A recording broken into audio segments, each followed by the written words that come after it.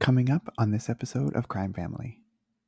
The sad story of David Roman, who was only 15 years old when he was sent away to a foster care home in Barrie, Ontario, after he became too much for his parents to handle. Little did they know that this decision would set off a series of events that placed David in great danger and ultimately his death.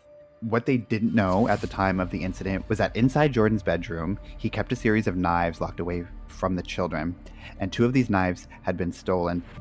How did he even get paired up with Jordan? It seems just like they needed a place for him to go, found the first place that they could and stuck him in there.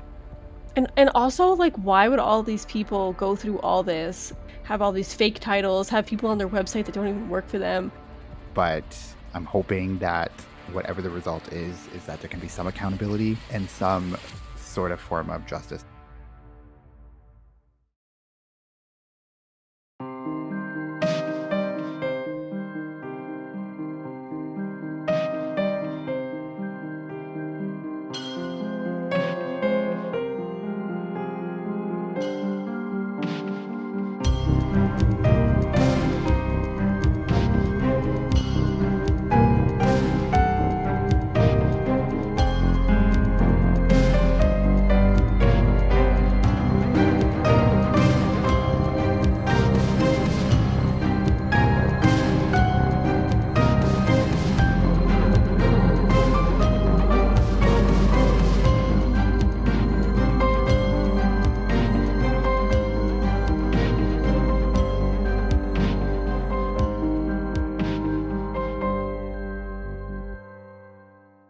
Hi everyone, welcome back to Crime Family.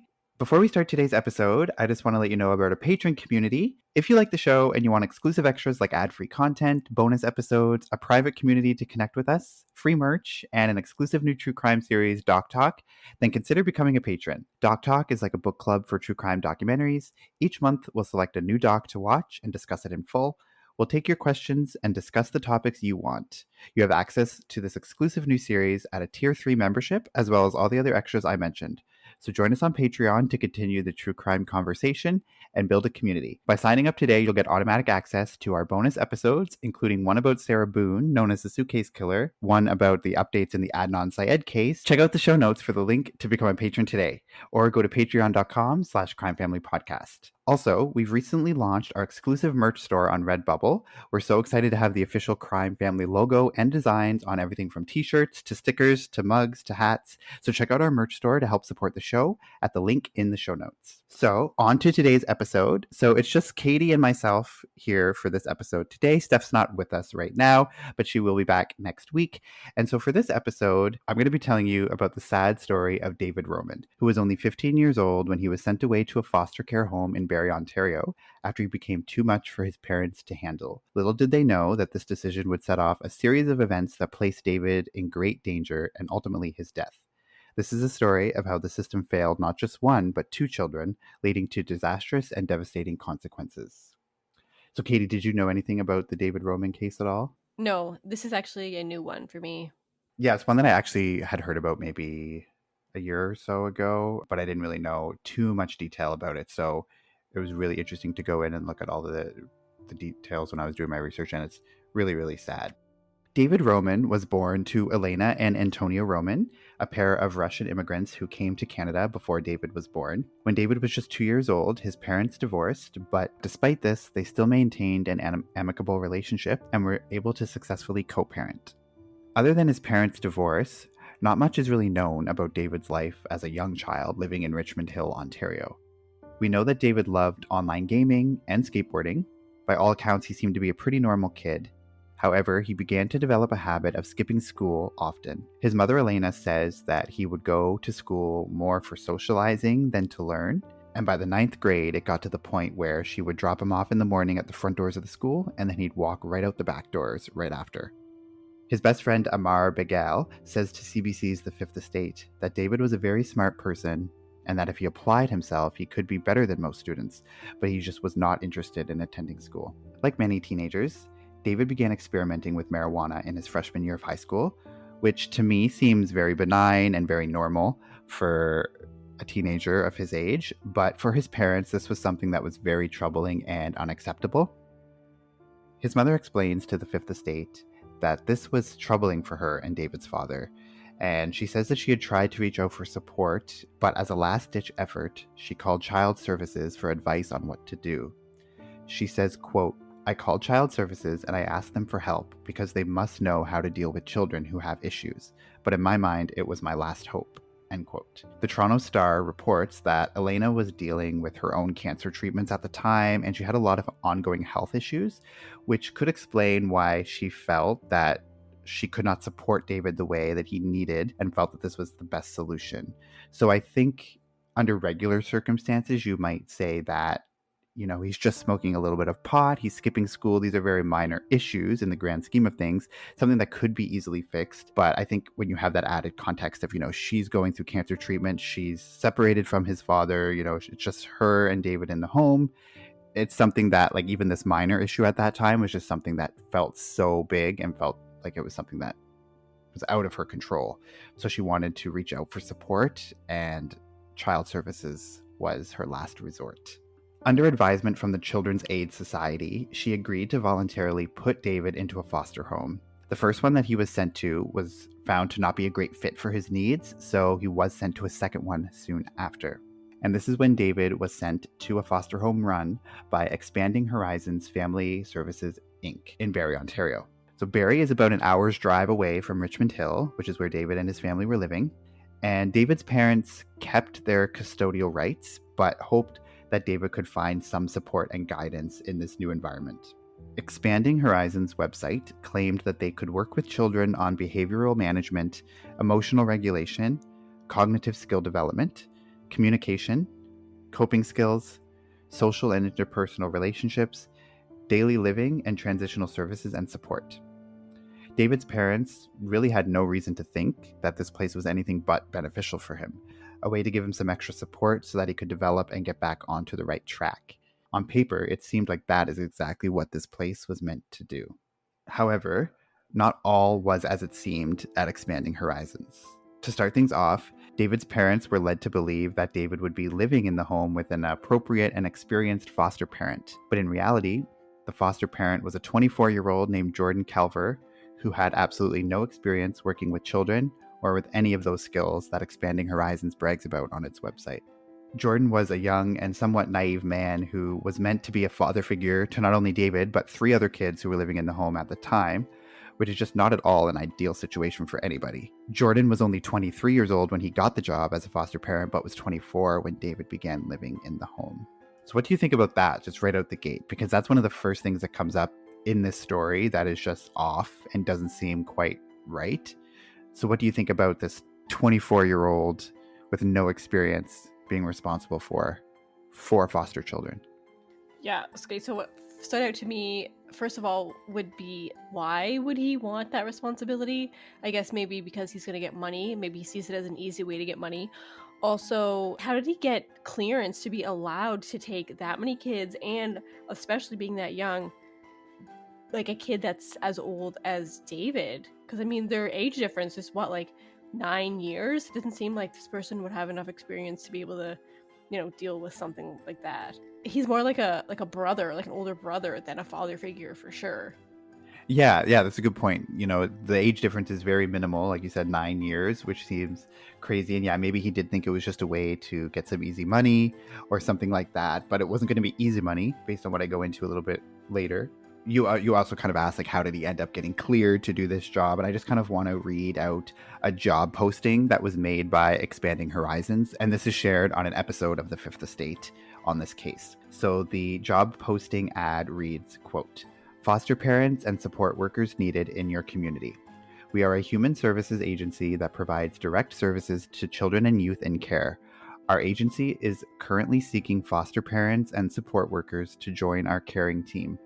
A background in child youth worker, developmental service worker, social service worker, personal support worker, or corrections is preferred but not a requirement. A rewarding and challenging experience awaits you in the field of human services. We would like to hear from you."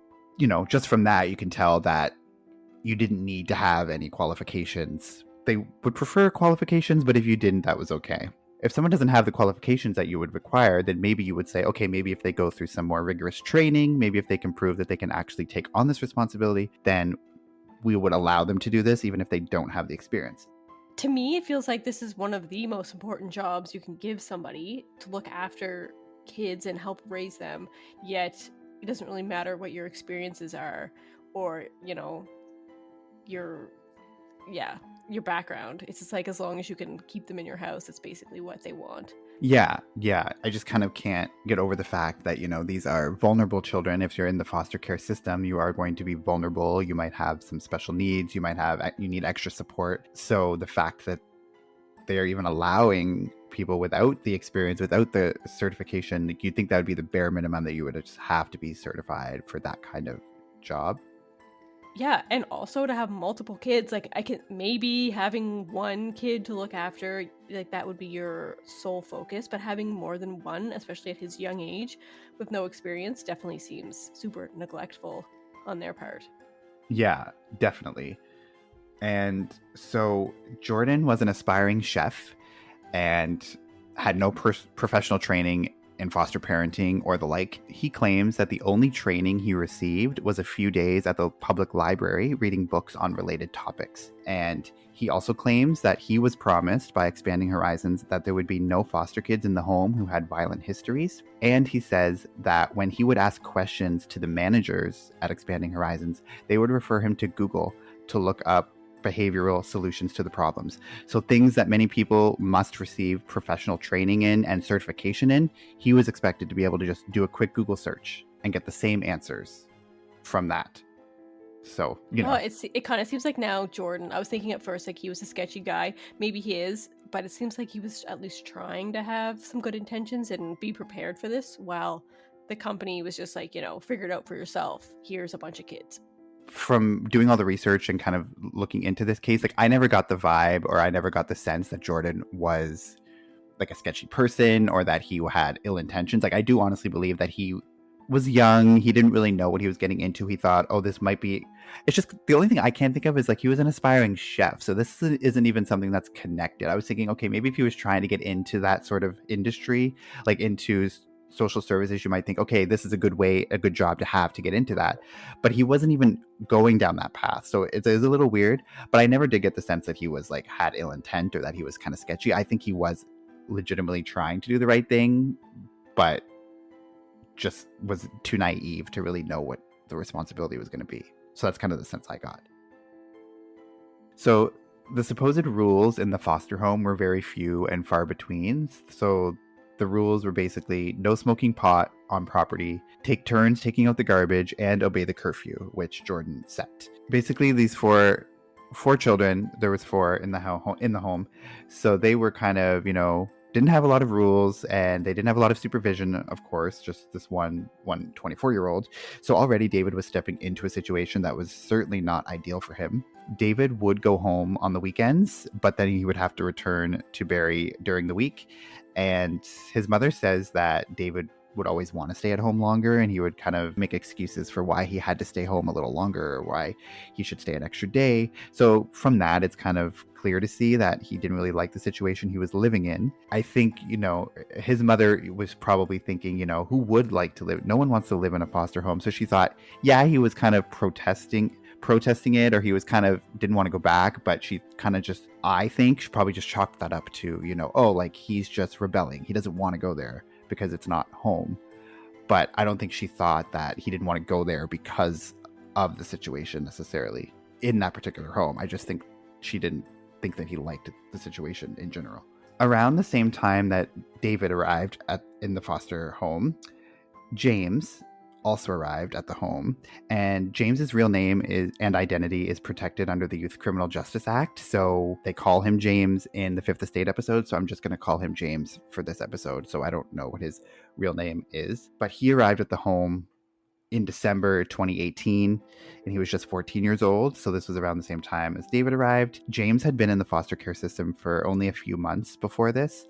And even though he was only 14, he had already been diagnosed with ADHD, oppositional defiant disorder, OCD, and a learning disability, and he had a history of intense drug use. James was raised in a home marred with physical and verbal violence, and his parents separated in 2015. He attended school only up until the 3rd grade because his behavioral problems caused him to drop out at that time. he at one time lived with each separated parent for a brief period. So he lived with his mother in her home, and then he lived with his father and his new partner for a short period of time, but both parents realized that they were just not able to care for him due to his severe behavioral problems. He was deemed an official ward of the Crown, which I guess is a Canadian term for a ward of the state. I guess that's what you would call it probably in the States. But he was deemed an official ward of the Crown since 2017, which put him into the foster care system that ultimately led him to that Barrie foster home in December of 2018. So already, like I said, Jordan had been promised that he wouldn't be getting any children who had violent histories. But as you can tell, James did have a violent history. He had arrests in his past. He had been in juvenile hall. So he had some run-ins with the law. So already that was kind of going against what Jordan was already promised. It was very soon after James's arrival that trouble arose. So James tried to rob a convenience store that was just a few streets away from the home. And Jordan says that he was afraid of James. On February 17th, 2019, the police were called to the home after James broke down Jordan's bedroom door in order to get inside. Some sources I've seen say that this incident happened on February 17th, and others say February 18th, so I'm not sure of the exact date, but it was one of those 2 days. And so for this incident, the Toronto Sun reports that James was arrested and charged with mischief, and then on February 18th, he was released and returned back to the foster home. What they didn't know at the time of the incident when he broke down Jordan's door was that inside Jordan's bedroom, he kept a series of knives locked away from the children, and 2 of these knives had been stolen by James in this incident. And it's believed that once James returned to the foster home on February 18th, he was very angry and determined to find out who had ratted him out for breaking into Jordan's bedroom. So I guess no one had really witnessed it, or Jordan didn't witness it at the very least, and he was adamant that one of the other kids in the home must have ratted him out to Jordan, and then it got the police involved. So it's speculated that he blamed David for this and decided to take matters into his own hands in order to get back at him. Jordan says that the 2 teens were seen playing video games with each other that night, but clearly all was not as well as it might have seemed. Remember when I told you that the owners of Expanding Horizons would tell Jordan to search Google for the answers to behavioral and situational problems? Well, it was the escalating situation with James that had prompted Jordan to go to them and ask. So James had robbed that convenience store just a few days in. He was having more intensive, violent outbursts. And then he had this incident with breaking down the door. So he had gone to them and asked for their support, saying that he needed extra staff on site. He needed more people to be there, and they would just direct him to Google and say that Google would have the answers. So clearly they were dismissive and didn't take the situation seriously, or they just didn't care. One of the other children in the home, he goes by Evan in the Fifth Estate episode. Again, that's not his real name, but we're going to call him Evan for this episode as well. So Evan tells the Fifth Estate that Jordan had confided in them in casual conversation that things about, he needed more staff and he needed more support, but that Expanding Horizons was not providing this. So this was something that Jordan had made very clear to even the people that were living in the house, and was making it clear that he was not able to deal with James and his escalating violent outbursts. According to Jordan, they had even allegedly told him to hire his own staff when he inquired about getting more experienced staff into the home to support the kids. Which is just like a totally ridiculous answer. Like, isn't that their job? Like, why should he have to hire more staff? My God, it just seems like once they've put them in a house, it's like not our problem anymore. So like, don't even reach out to us. That's what it seems like is happening. I can't imagine being Jordan in this situation. It would be awful. Yeah, from all of this, like I said, that's how I kind of get the sense that Jordan did have good intentions. Like, he was making it clear that he wasn't able to support the kids. He actually, I think, probably cared about them, but just knew that he was way in over his head. And it's kind of one of those situations like, okay, he shouldn't have even applied or wanted that job, but he might have had good intentions. And then once he was in it, he realized that he was way over his head. But at that point, you can't really get out, right? Like, what's he going to do? Leave the kids there by themselves? Like, at that point, he kind of knew that he was the only person there. So he probably took it on himself to like, okay, I'm here, so I'm going to make the most of it, because that's really the only option that you have. You can't just abandon them altogether. Yeah, it's very clear that things are escalating in the house. And this brings us to the early morning hours of February 19th, 2019. So this is either just very shortly after that whole incident where he broke down Jordan's bedroom door and stole the kitchen knife from the bedroom. And so Jordan says that he was awoken around 5:45 a.m. on the morning of February 19th with David banging on his bedroom door. David said that he had been attacked in his sleep. There was a wound on his head and a puncture wound on his neck. Jordan says that he then went and sat David down on a chair that was just outside the bedroom, and then he went back into his bedroom to get his phone to call 911 and to go get a towel to clean up some of the blood. And when he was on his way back with the towel, that's when he saw James coming up the stairs with a large kitchen knife, and James began stabbing David multiple times. Jordan says that James was staring directly at him while he was stabbing David, and this was just super creepy and made Jordan feel very uneasy. Jordan went back into his bedroom and closed the door and waited until James was gone before coming out and seeing David's lifeless body on the floor. One of the other children in the home that morning says that the first thing he can recall is hearing Jordan yelling, quote, "He has a knife," end quote.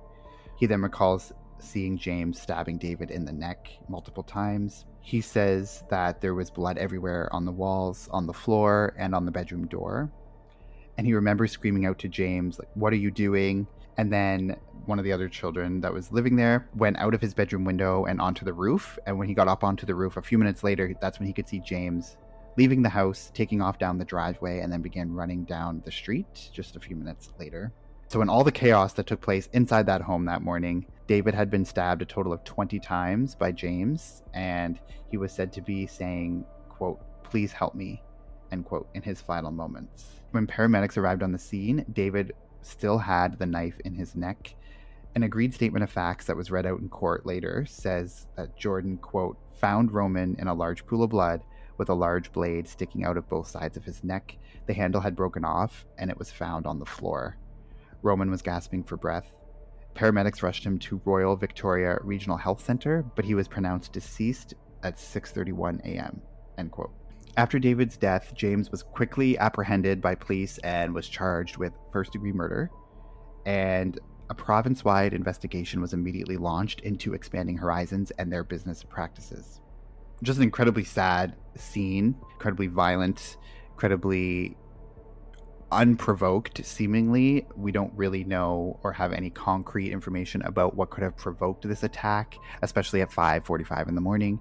So it seems that he went into David's room while David was sleeping and attacked him. And like I said before, it could have been that he resented or blamed David for ratting him out for the earlier incident, and that's what led him. And then he used one of the knives that he stole from Jordan's bedroom to stab David. So just really, really sad all around. Yeah, and just the amount of rage that this kid has against this other kid is super scary. Because, I mean, he's not even that old himself, but for him to do that to another kid is just super horrific. Yeah, it's really, really sad. And also it goes to show you how, David was put in this situation that was totally unsafe for him. And also this child, James himself, is being put in this situation. He obviously needed, intense intervention. He had a lot of behavioral problems. He had a lot of substance use issues. He was in and out of, getting charged and going to jail and all of this stuff. So this was even failing James. He needed intervention that wasn't just a 24-year-old somewhat looking over them. They failed him too, because if he had gotten the proper help that he needed, obviously he wouldn't have done this. And that's not to say that he's not to blame for killing David, because obviously he is, but there's other factors in there as well. Yeah, how did he even get paired up with Jordan? It seems just like they needed a place for him to go, found the first place that they could and stuck him in there. And this, obviously, Jordan was not prepared or qualified to deal with this kind of situation at all, and let alone have other kids in there with him. So, yeah, super sad. Yeah, I think at the very least, if Jordan was going to be in that position and they were going to hire him, I think, even if they had just David in the house, and David was, in comparison to James, David was, didn't have as severe of, he didn't need as much support as obviously James did. He had a little bit of issues with marijuana and skipping school. But I think, Jordan might have been able to handle if it was just David. Probably not well enough, but still. But yeah, if you add on James and then the other two kids that were in the home, it's just a recipe for disaster. And Jordan had been promised that there would be no children with violent histories that would be in the house. And obviously they just completely went against that, what they promised him, and put somebody with a violent history in the home. But I can't imagine, even if Jordan had experience with violent kids before, why would you put 3 other kids in this home with a violent kid? Right? Like, it just seems like maybe he should be by himself in this house. I don't know, just everything surrounding this is just awful situation. Yeah, that's true. I feel James should have been in he should not have been interacting with other children if he has that much rage and that much violence, because it's only going to lead to disaster. And if he is going to be in a place with other people, then there should be multiple trained staff on site to assist. So it's just negligence on every level that you can't really defend or even understand or comprehend, because it's just kind of mind-boggling that even this was even allowed to happen in the first place. So from all of this that I've told you, so it's incredibly clear that David was placed into this foster home in a very dangerous situation due to the lack of oversight for hiring and training a proper foster parent, lack of communication with parents of the children who were in that home, and the fact that most of what Expanding Horizons did claim to offer was just a flat-out lie, allegedly. So on their website, Carmine Pirelli is listed as the president of Expanding Horizons. And Carmine Pirelli is also currently the deputy mayor of Richmond Hill, Ontario. And Carmine is good friends with another political family, the Fords. So Doug Ford is currently the premier of Ontario, and his late brother Rob Ford was the mayor of Toronto from 2010 to 2014. So Carmine Pirelli is in bed with the Fords and like that kind of crowd, and he's the deputy mayor of Richmond Hill. So unfortunately for them, and he was listed as the president of Expanding Horizons at this time. Others who were listed on the Expanding Horizons website are a man named Frank Logreco. He was listed as the program manager, and his wife Karen Logreco, she was listed as a registered behavior consultant. And there is no record to show that Karen has ever been registered or certified for such a role. And an investigation done by the Fifth Estate also found out that the woman who was listed on the company website as the executive director never had that job or worked at Expanding Horizons. She says that she contacted them requesting that they remove her name from the website once she found out about it, but they did not comply, and her name was on that website up until the website was removed. Also, the lawyer that they listed was no longer a registered lawyer at the time. He had been a lawyer in the past, but he lost his license to practice law for allegedly mishandling almost $500,000 of clients' money.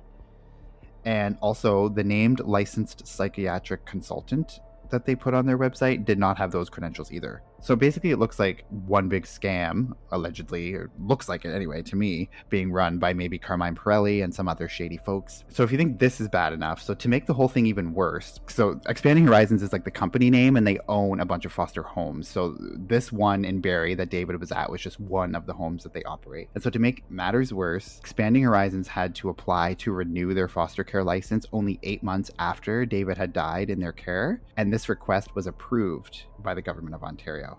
And as of February 2021, Expanding Horizons remained licensed to operate with up to 18 children across the province. So in February 2021, that was 2 years after David had died, and 2 years after they were still licensed, and their license had even been renewed only 8 months after David died. Reports do say that there were some restrictions that were put on their license and that certain conditions applied. So things such as not allowing them to take in any new children or open up any additional homes other than the ones already in operation. So apparently there was enough evidence to limit their license, but they still had a license, which is just crazy to even think that they were still allowed after. It was an ongoing investigation, into like David's death, and clearly it's negligent, but they're still going to get a license 8 months later. It's crazy. There's obviously something wrong with the whole system if the government even approved it after all of this went down. I understand that they're probably really, I don't want to say desperate, but they foster, the foster system really needs all the help it can get. And so if they're not going to shut down a home that is helping kids, quote unquote helping. But I mean, wouldn't it be better to not have a place like that in the system? You know what I mean? Like, okay, there's 18 kids there, but wouldn't it be better just to have those 18 kids somewhere else? I don't know. It just doesn't make sense that it seems like they're so desperate to have a working foster home that they have to have a place like this. I don't know. Or they're so overworked that they can't properly investigate. The whole system is just fucked. yeah, like you were saying, I mean, I can't even imagine a situation if this is just one of their homes. I mean, I can't imagine what the other ones are operating like, and I can't imagine that situation that those children are in as being any worse than if they were placed in another foster home. Or, it's just crazy to me that seems like a better option when it's obviously not a good option. It's pretty terrible. And also, like, why would all these people go through all this? Like, the people running this company have all these fake titles, have people on their website that don't even work for them, all just to have like a foster home that's actually like a super important thing. Why have that as your scam if you want to scam the government out of money? Like, do something that's not going to hurt innocent people, innocent kids. You know what I mean? Like, come on. I know. It kind of takes a certain kind of person to be able to do that. An article by the CBC explains a little bit about the funding model of foster care homes in Ontario, and I think that's important to kind of go over because Expanding Horizons was a for-profit home. So to me, based on all of this, it seems like the owners and operators didn't really care too much about what was going on in the home, or they were very dismissive of it based on these lawsuits we have, and are allegedly just running this and putting money into their own pockets instead of actually helping the children. Again, this is just my opinion. Nothing has actually been proven in court yet at this time. It's still ongoing, but these are the allegations. Ontario taxpayers fund the foster care system in large part, with the provincial government doling out taxpayer money to children's aid societies across the province. Then once Children Aid gets involved in a child's case, then they will pay a certain portion of that money that's given to them by the government to the foster home in order to house and support the child. So that's kind of how it works. So it is taxpayer money that is funding this for-profit home, but the money that is going to them is in large part going to the owners. And so Expanding Horizons, it's reported, was getting about $150 to $200 a day per child per day in that one home. So it's probably similar to all the other homes, but wasn't really providing anything in the way of support for any of them.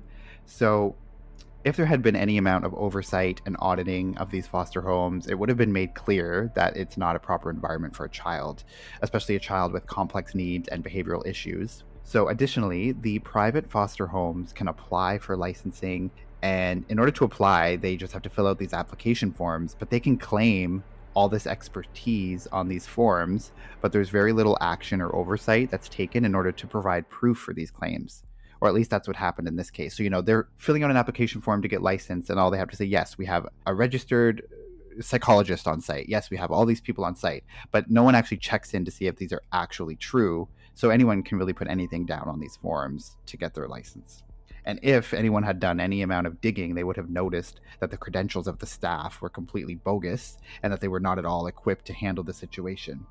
And also in Ontario and probably other places across the country, it is commonplace for any adult with a clean criminal record to be a foster parent in these homes. So even if they have little or no experience or training, really the only requirement is that they have a clean criminal record. So the CBC reports that there were 16 different children's aid societies in the province that had contracts with Expanding Horizons to send children to their homes. The homes had been operating since the late 2000s.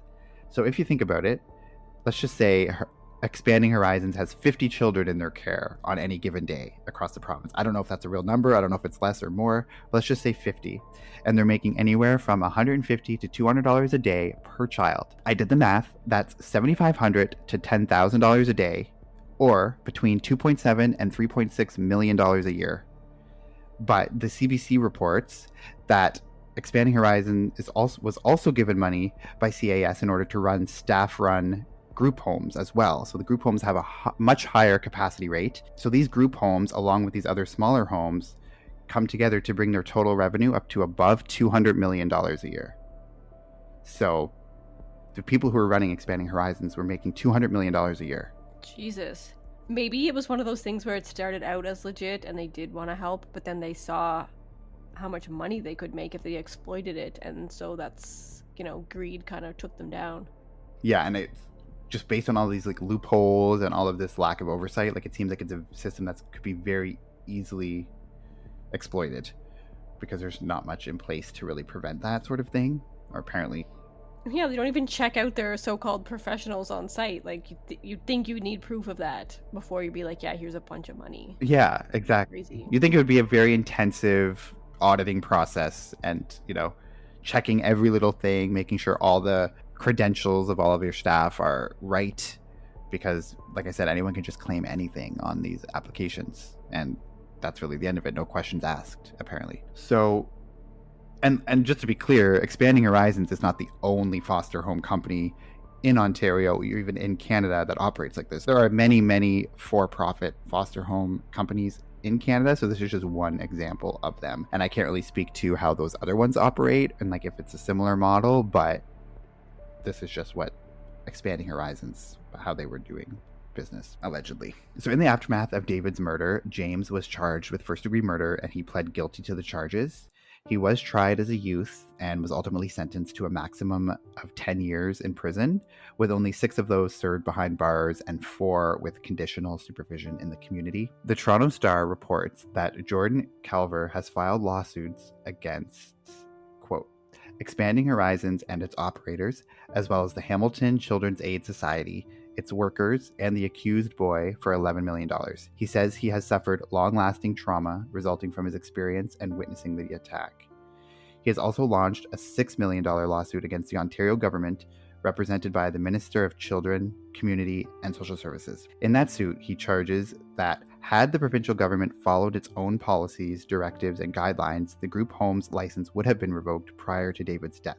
David's parents, Antonio Roman and Elena Dovinska, and his sister, Marina Dominguez, have launched a $3.75 million lawsuit against the boy accused of killing their son, against the home's foster parent, so Jordan, as well as the company Expanding Horizons Family Services, Inc., the Children's Aid Societies in Simcoe County, York Region, and Hamilton, and the Barrie Police Services Board, accusing them of being liable in the death of their son. So there's like a lot of lawsuits and a lot of civil suits going on.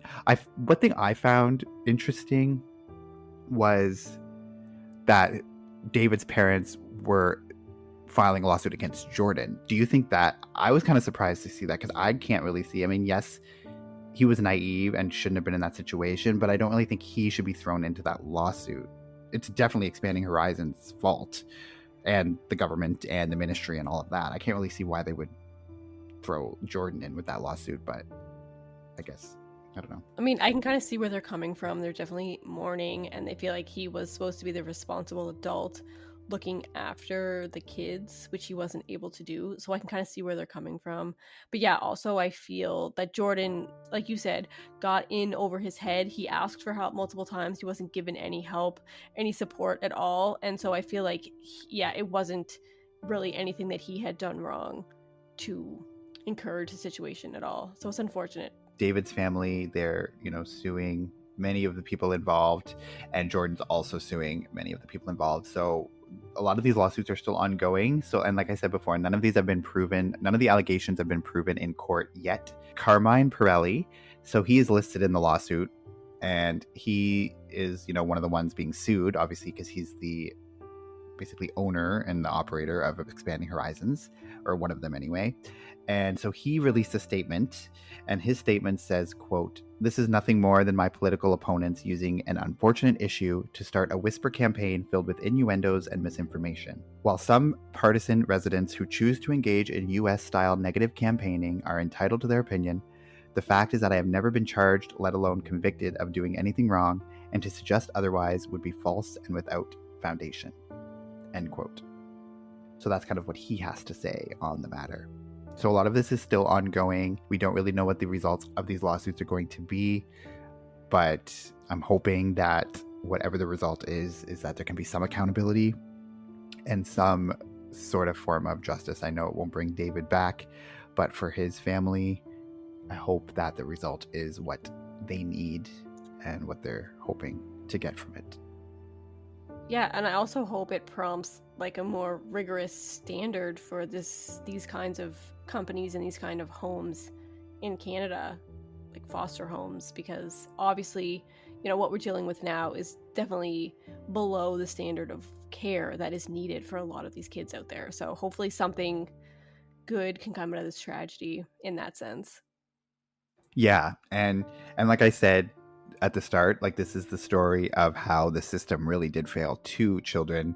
It failed David for sure, also failed James, because like I said, not to say that he's not accountable, because of course he is, and he should be, held accountable for his actions, but he fell through the cracks as well. And he clearly had behavioral issues, violent outbursts. So he needed to have, like I said, intense intervention way before. Then he didn't get, obviously. Yeah, definitely. And he's in jail, but is he going to be getting like psychiatric help while he's there? Any kind of treatment? Or is he just going to be let out with supervision after? Like, I feel like he needs some sort of help while he's in there before he can ever function in society.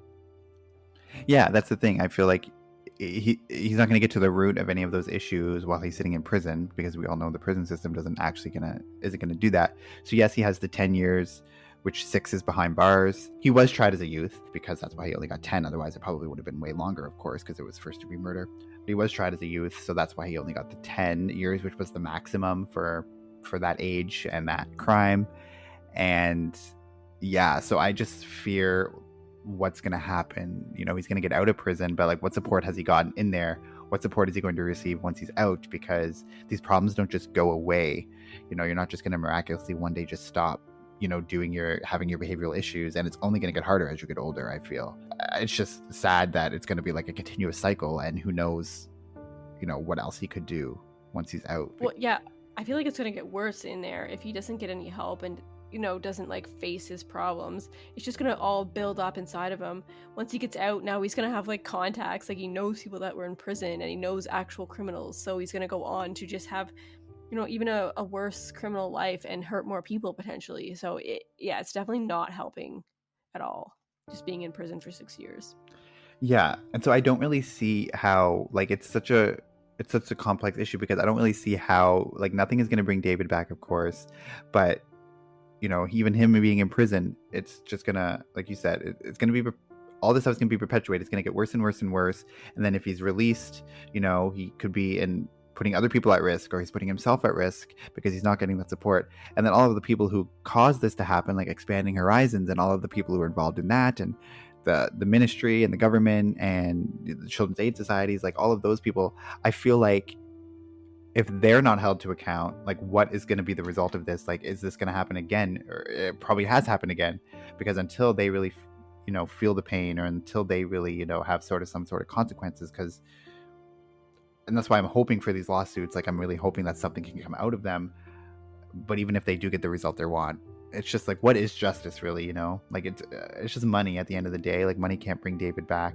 It's not gonna, I don't know how to say it, but it's not gonna help the situation. I mean, yes, it's just a way to hold them accountable at the end of the day. But how accountable are they really going to feel? Because, as sad as it is to say, they're going to, even if they're granted the $11 million or that $3.75 million that they're asking, like, that's like nothing to the government. What's $3 million to them? So like, they're going to pay that and gonna go off. And is there going to be any revisions to the oversight of these homes? Is there going to be any sort of regulations put on these homes? Because that's the change we need to see. If that's not going to happen, then we're going to be right back at square one again.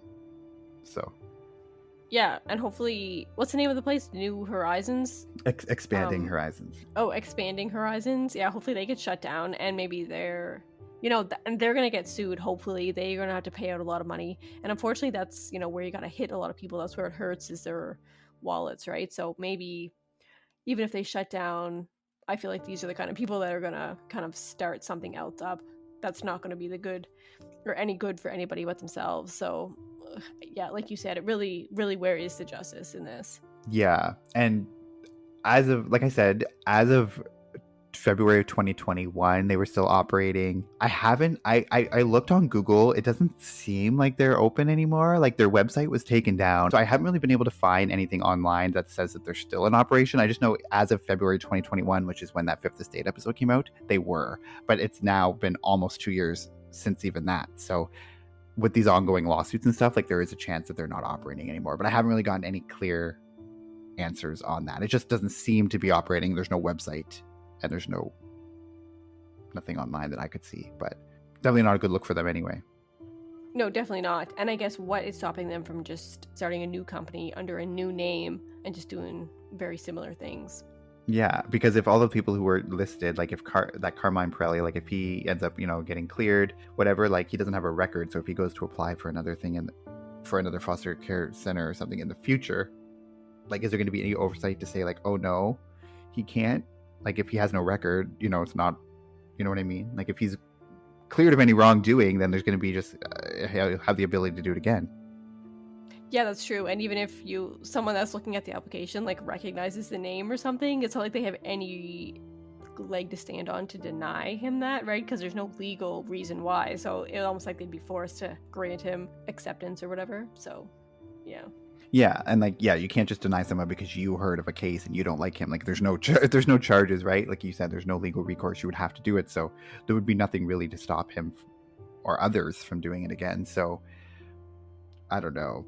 And it also doesn't seem to be like they're taking any accountability at all. It's not like haven't seen any. There was a report that said that they hadn't even called David's family to apologize for the incident or anything since it happened. So it's like they're trying to completely ignore it and pretend it didn't happen.